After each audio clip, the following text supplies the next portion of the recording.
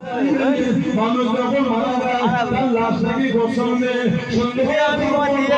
হাতিয়ায় করে নিয়ে গিয়ে জানাজার নামাজটা আদায় করে করে দেওয়া হয়। দুটো ফরিস্তা চলে আসে, মুনকার নাকির এই দুটো ওনাদের নাম না। মুনকার একটা গোত্র, নাকির একটা গোত্র। মুনকার গোত্রের অসংখ্য ফরিস্তা, নাকির গোত্রের অসংখ্য ফরিস্তা। মুনকার গোত্র ফরিস্তাকে মুনকার বলে, নাকির গোত্রের ফরিস্তাকে নাকির বলে।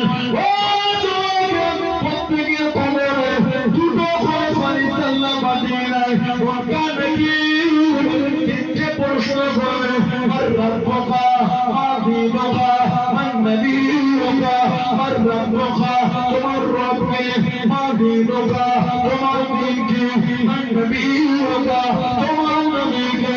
আল্লাহ নবী জানিয়ে দেন বুখারী শরীফের মধ্যে বাবা যা চিন্তা কিতাবে বাবা কবরের মধ্যে একটা প্রশ্ন হবে, প্রশ্নটা অন্য কিছু না, আল্লাহ নবীকে কবরে দেখানো হবে।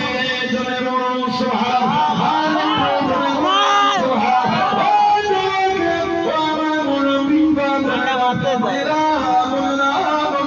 আল্লাহ নবী জানিয়ে দেন মুনকার নাকির বান্দা বান্দিনে মাথা দিক থেকে কবরে ছেড়ে যাবে, এটারও দাঁড়িয়ে যাবে, এটারও কাজ করে যাবে। এই দিক থেকে কবরে যেতে তোমরা মুনকার নাকির জিজ্ঞাসা করবে, কে আপনি আমাদের বাবার, কে আপনি আমাদের আত্মীয়ার। মাথা দিক থেকে জানিয়ে দেবে আমি অভিভাবক, আমি হলাম নামাজ জাগরণ সোহার। আর একটু জুড়ে বলুন সোহার। আল্লাহ আমাকে বলেছেন আমি নামাজ, এই বান্দা বান্দি আমাকে আল্লাহ রাব্বুল আলামিন এতটা খুশি হয়ে গিয়েছে, এতটা রাজি হয়ে গিয়েছে। আমি নামাজ আমাকে আমার একটা ছেলেরা দিয়ে দিয়েছে। এই বান্দা বান্দির কবরে আমি আপনাদের ঘরে মাথার দিক থেকে যেতে দেবো না।